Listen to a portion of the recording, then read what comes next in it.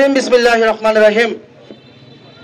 আজকে রামগতি সকল ছাত্র সংগঠন এবং জনসাধারণের উদ্যোগে ফিলিস্তিনের উপর যে বর্বর নির্যাতন হামলা প্রতিবাদে বিক্ষোভের ডাক দিয়েছেন, বিক্ষোভ মিছিল করা হয়েছেন।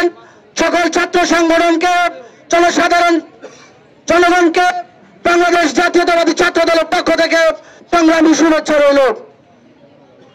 প্রিয় ভাইরা আমার, সংগ্রামী ভাইরা আমার, আপনারা জানেন গত 1 মাস ধরে আমাদের ভাই, আমাদের মুসলিম ভাইদের উপর ইহুদি সেনা ইসরায়েলিরা বর্বর নির্যাতন চালিয়েছে।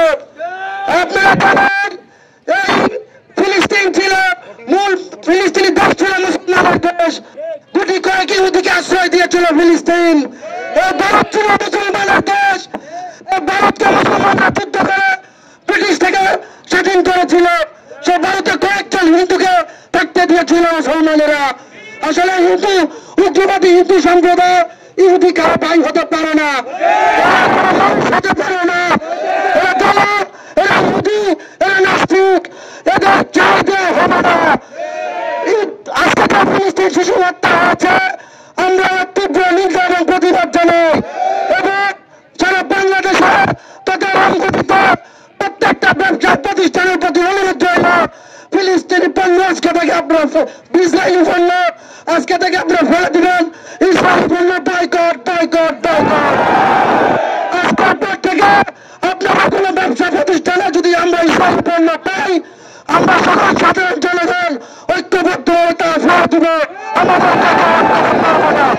এবং আজকে থেকে এখান থেকে আমরা ফিলিস্তিনের জন্য জীবন দিব, জীবন দিতে প্রস্তুত।